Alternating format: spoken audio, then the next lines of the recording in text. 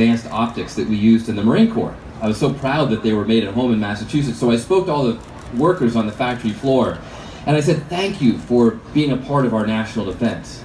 Thank you for being a great example of advanced manufacturing right here in Massachusetts. And then I opened it to questions, and there was silence.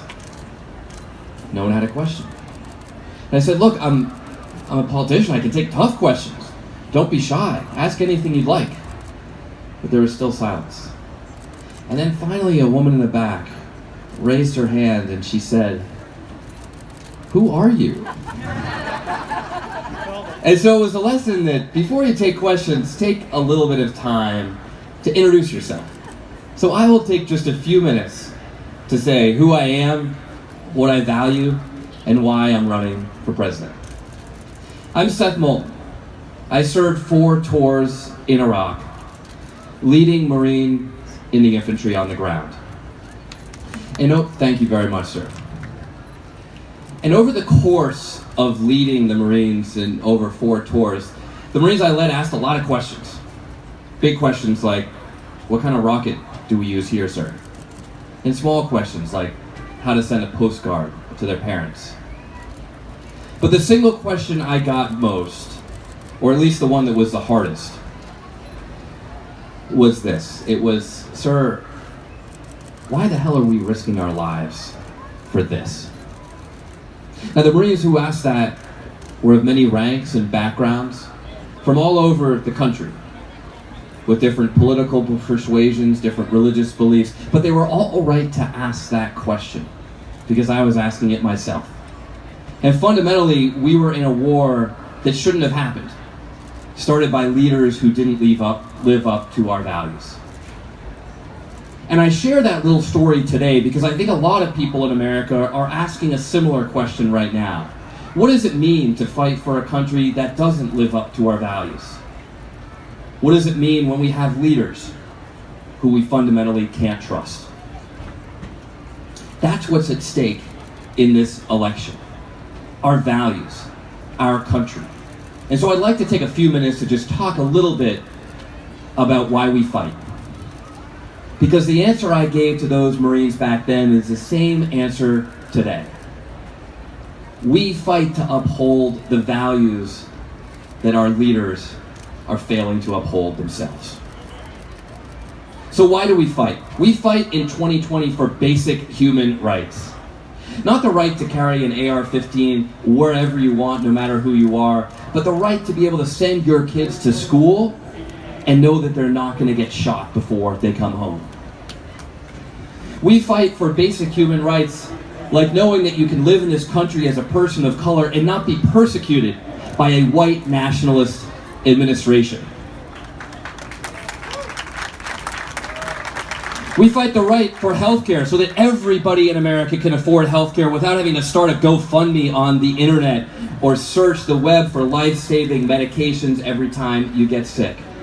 And we fight for every woman's right to choose, so that the right to choose is a decision that a woman makes with her doctor on her terms. We fight in 2020 for justice, because justice is not being served when a man sells $20 of weed in Louisiana and gets thrown in prison for life. We deserve a criminal justice system where there aren't different rules that put black people in prison for things that white people do every single day. And we fight in 2020 for justice because justice means justice starts at the top. And that means that impeachment proceedings against Donald Trump should begin tomorrow. Because in America, nobody, no matter rank, privilege, title, color of their skin, or office that they hold, puts them above the law. We fight in 2020 for opportunity. Now let me just ask you a quick question. How many of you paid more than $1 in taxes last year? A few people? Okay, so all of you, actually, forget that, just you, sir. You, on your own, paid more in taxes than Amazon and Netflix and Delta Airlines combined. Now, I don't have any problem with those companies per se, but that system just isn't fair. That doesn't make sense. We need a tax system that truly makes opportunity for all, that rewards people who work for a living, not just for people who figure out how to evade paying taxes. That's true opportunity in America. And we fight in 2020 for democracy, because in a democracy, every single vote should count. And that's just simply not the case when we have gerrymandering, the filibuster, and the Electoral College.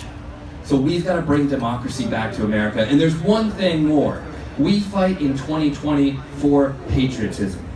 To reclaim patriotism from the right-wing conservative politicians who claim to own it. Because I know patriotism and you know patriotism. I saw it in the Marines I served with every single day in Iraq.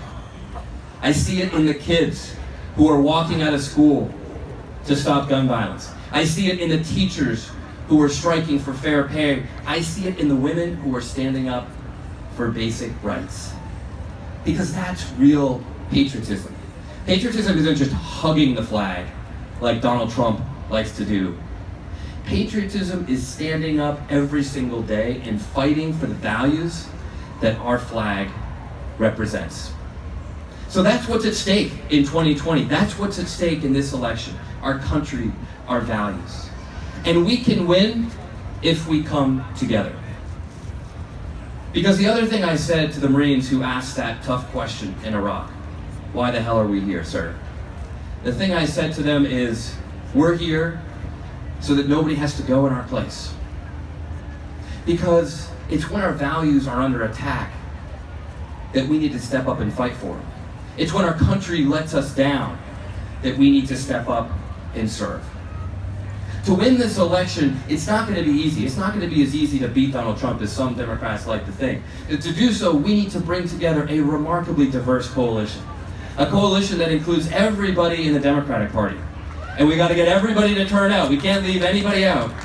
But also includes independent voters. Some Obama, Trump voters, I'm sure there are some of you here today, and even some disaffected Republicans. I know I can build a coalition like that because I've done so before in some of the most difficult circumstances on earth. That was my job in Iraq, and I've seen other Americans do it too. I know what it takes. It also is time for a new generation of leadership in America. I think it's time for the generation that fought in Iraq to step in for the generation that sent us there. I think it's time for the generation that's going to have to live with the effects of climate change to step in for the generation that got us here. And that's what's at stake in this election, and that's what we can do if we come together. Not only to win in 2020, but to get all this good work done in 2021. And then we can truly live. We can truly leave a better country for our children. For children like my 10-month-old daughter, Emmy. So that she grows up in an America that is stronger and more united than it has ever been before. Thank you very much, Iowa.